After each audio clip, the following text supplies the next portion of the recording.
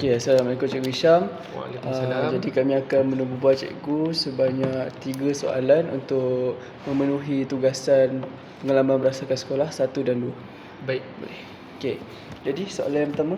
Okey, soalan pertama, bagaimanakah pihak sekolah merancang dan melaksanakan aktiviti kokurikulum bagi memastikan penglibatan murid secara menyeluruh?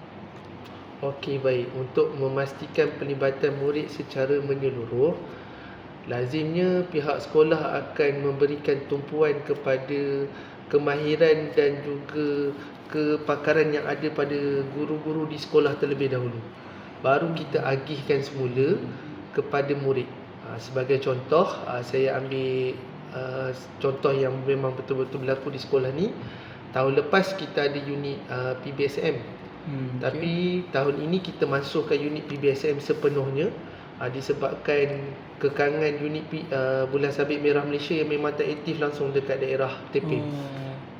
Dan kita fokuskan secara maksimum pada unit TKRS dan pengangkap disebabkan pengangkap sekolah kita memang setiap tahun mendapat rambu biru Pesuruhjaya Negeri. Dan tahun ni pula TKRS kita target kita nak menuju ke arah sarjana tambahan peringkat negeri.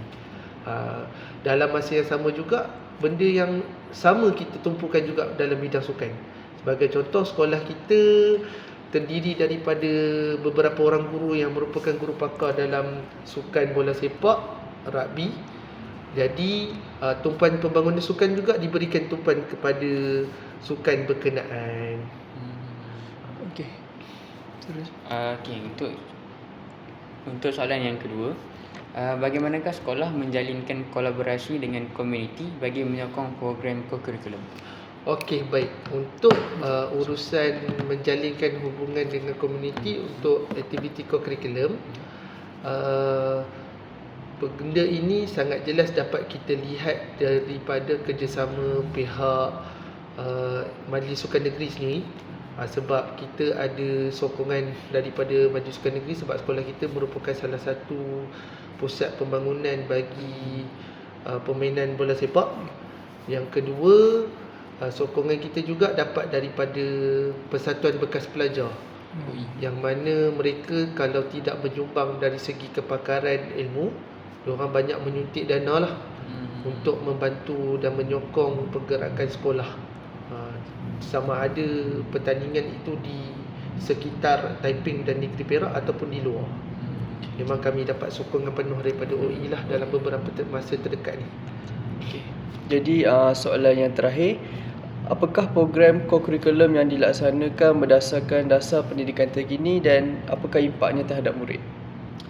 Ya, memang program kokurikulum yang kita laksanakan ni memang mengikut dasar pendidikan.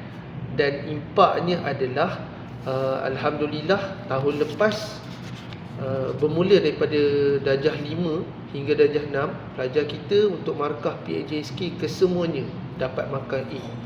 Untuk darjah 4 B. Kami bercadang nak kekalkan rekod tersebut lah.